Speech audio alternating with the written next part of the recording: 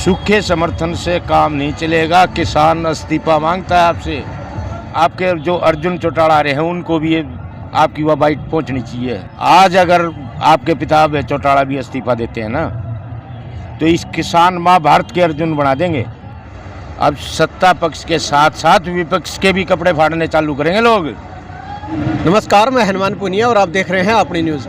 किसान आंदोलन लगभग एक महीना होने को है। किसान दिल्ली को घेरे बैठे हैं।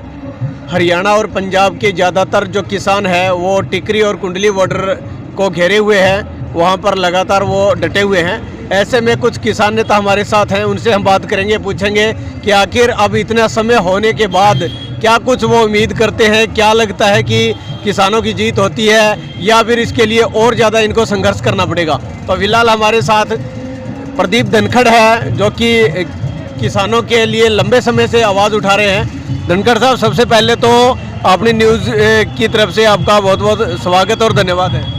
मैं भी हाथ जोड़ के जो अपने न्यूज़ चैनल के सब्सक्राइबर हैं उनको राम राम करता हूँ।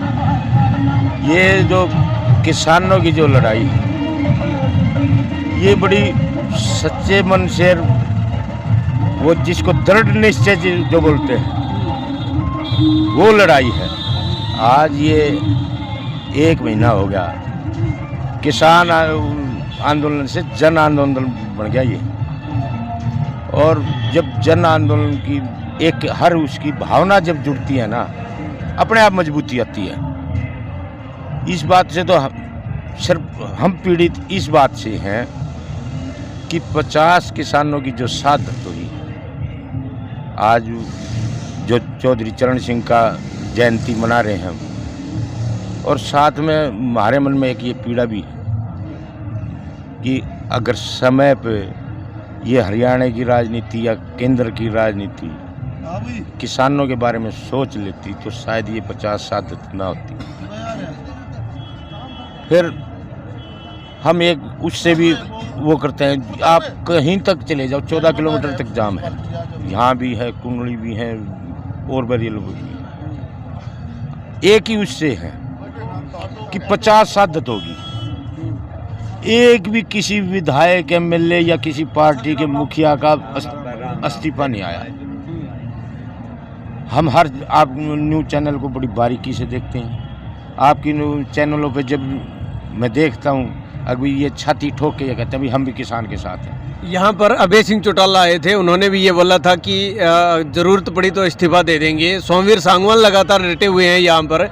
सांगवान खाफ का जो एक समर्थन है वो भी मिल रहा है। तो ऐसे में जो इस्तीफे वाली बात है वो कैसे, किस हिसाब से आप कह रहे हो, क्या लगता है कि इस्तीफा से कुछ हल हो सकता है उनके? शायद अमर ने ये गुणा भाग सारी समझानी पड़ेगी।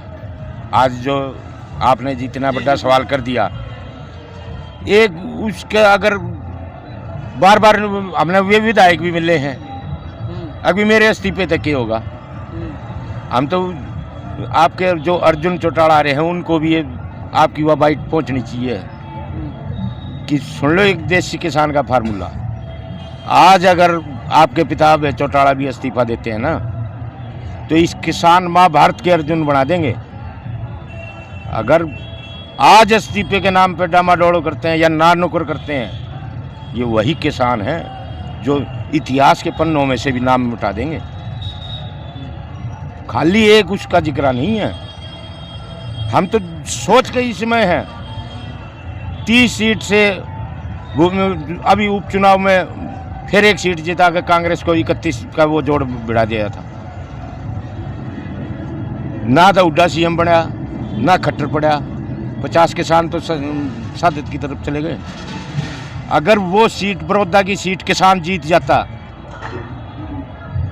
तो ये 50 किसान इस नौबत पे नहीं आने थे, क्योंकि दोनों विपक्ष में भी और सत्ता पक्ष में हलचल मच जाए कि किसान की वो ताकत है जो करंट पैदा कर सकती है। और आगे यही होगा। आज जो हमारे बीच नहीं आ रहे, हम एक एक उसको पहचान रहे हैं। जो यहाँ आए हुए हैं साथी, जो अपने आप को ये कहते हैं कि हमने तन मन सब कुछ निछावर कर दिया। हमने जब उनसे ये पूछा कि सूखे समर्थन से काम नहीं चलेगा, किसान इस्तीफा मांगता है आपसे, बोलो जी हम क्यों दें, किसी ने तो पहल करनी पड़ेगी। वीरेंद्र सिंह आए हुए हैं, चौधरी वीरेंद्र को जब ये पूछा गया आप अपने लड़के का इस्तीफा करवा दो, संदेश जाता केंद्र सरकार तक।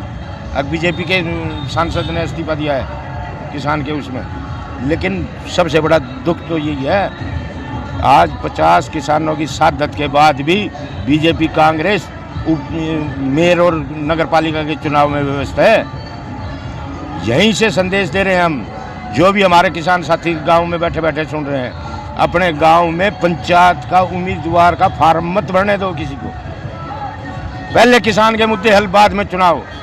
और ये जो 27 तारीख की पोलिंग है, सरकार को चेताना चाहते हैं, अगर 27 तारीख से पहले किसान मुद्दे हल नहीं हुए, 3 अध्यादेश वापस नहीं हुए, एमएसपी कानून नहीं बना, तो बूथों पे अगर किसान चला गया तो वोट की तो बात छोड़िए, आपके नेता भी दिखाई नहीं देंगे जमीन पे।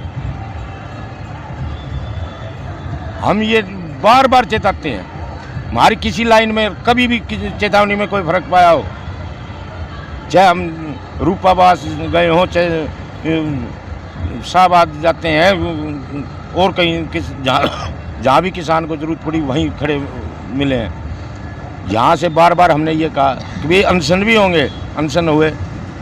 हमने ये कहा टोल टैक्स भी घेरे जाएंगे, टोल टैक्स भी बंद हुए। हमने नहीं कोई नेता भी घेरे जाएंगे, वे भी घेरे।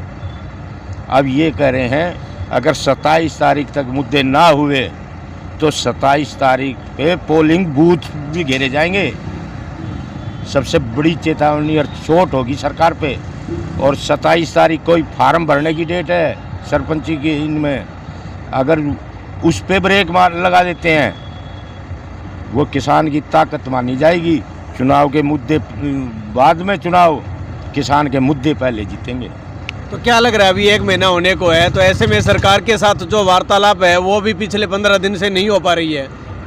अभी तो ये ट्रेलर है, कभी कृषि मंत्री को घेर लिया, कभी इसको घेर लिया। अब सत्ता पक्ष के साथ साथ विपक्ष के भी कपड़े फाड़ने चालू करेंगे लोग। तुमने किया क्या है? 30 से 31 सीट पे पहुंचने के बाद कौन सा तुमने उस पे वो कर दिया? आज भी रात को चुनावी मेले लगा रहे हैं। हम तो ये कहते हैं किस किस किसान के उसमें वहाँ गोड्डा निवाण गया वो तो बता दे, एक का भी नाम बता। किसी एक बड़ौदा का एक किसान शहीद हुआ, उसको 10 लाख रुपए दे दिए। ये 5 और भी तो शहीद हुए हैं हरियाणा में, उसको नहीं। हुड्डा साहब क्या बड़ौदे से सीएम बनते हैं? पूरे हरियाणा से बनते होंगे। हरियाणा के वे किसान शहीद हुए हैं, औरों को मदद क्यों नहीं? अब एक को भी चेताना चाहते हैं। बार बार आप ये कहते थे जब किसान इस्तीफा मांगेगा देंगे, आज क्यों नहीं दे रहे? दुष्यंत ताड़ा का जिक्र छोड़ दो, इनका तो नाम में टर्न हो रहा है, इनका तो राजनीति उससे कहानी खत्म है। लेकिन जो आगे भविष्य में जो उम्मीद कर रहे हैं, कभी ऐसा ना हो बांटते देखे वे अगर कब चुनाव आएंगे, कब वो इवन किसान फार्म भराएगा और किसान चुनाव लड़ाएगा। ये पार्टीबाजी कोने चलना है, रजवाड़े कोने चलना है। हम तो पहले भी कह दे, हुड्डा का गढ़ भी तोड़ना पड़ेगा और खट्टर की मरोड़ भी तोड़नी पड़ेगी, जो किसान ने तोड़ेगा। और किसान ने धार लिया है। लठ जब हम खां, आंसू गैस गोड़े हम झेल रहे हैं, हिरासत जेल हम काटा, तो चुनाव भी हम लड़ेंगे। क्यों नहीं लड़ेंगे? हम जो आज बीजेपी तो लड़े, कल कांग्रेस तो लड़ेंगे, ये रह जाएगा। किसान कद लड़ेगा? हम वह दिखा दिया कि नहीं, सारा किसान एक मंच पे है। ये किसान की ताकत है। अगर आज भी नहीं अपनी औकात नहीं बेरा पट्टा, तो ज़्यादा टाइम नहीं लगाओगे हम, और ज़्यादा लंबा खींचेगा तो ये देखना देश देखेगा, खड़ा होगा। अब 26 तारीख ने किसान झंडा लहरा होगा लाल किले पे, मोदी को न लहरा होगा। आज जो ये इकट्ठे हो गए, जो राजनीति समीकरण तैयार कर रहे हैं ना रात में बैठ के, हमने सब पता रहा है, सत्ता पक्ष का भी विपक्ष का भी, कौन किसके कपड़े बदल का और कौन वो करे, हम सब जाना है। आज एन टाइम पे यो क्यों उतारा वीरेंद्र सिंह? इसका किसान पहले यो याद कौन आए? अपना लड़का तो सांसद बना दिया, किसान ने क्या बचा होगा? पहले उस सांसद का इस्तीफा चाहिए, क्योंकि डेथ वारंट पे साइन उसके हैं, विजेंद्र सिंह के, सांसद के। एक नहीं 10 के 10 के हैं। चलो यो अपने आप ने किसान मसैया का दोता बतावा है, तो तेरे काबू में तो तेरा छोरा ही कौन है? तू बात करे इतनी लंबी चौड़ी राजनीति की, बहुत कुछ त्यागना पड़ेगा। अगर लड़का काबू नहीं है तो एक लाइन खींच दे, अगर ना यो मेरा छोरा ना यो मेरी मानता, हम सब्र कर लेंगे। अपनी अंचल संपत्ति से बेदखल कर दे अगर नहीं मानता था, करना था। हम तेन कहा उसका इस्तीफा देवा, 4 घंटे में केंद्र सरकार से रिजल्ट आ जाएगा, 3 अध्यादेश ये वापस लेते हैं और MSP कानून लागू करते हैं। तो ज़्यादा लंबी ना करें इसने। हमारा एक का संदेश है कि किसान साथियों तैयार हो जाओ, वो मौका आ गया है। जो सरपंची के इलेक्शन के सपने देख रहे हैं, पहले किसान के 3 मुद्दे ये वापस हो जाए, MSP कानून मिल जाए, फिर शौक से चुनाव लड़ो, किसान भी थारे साथ देगा।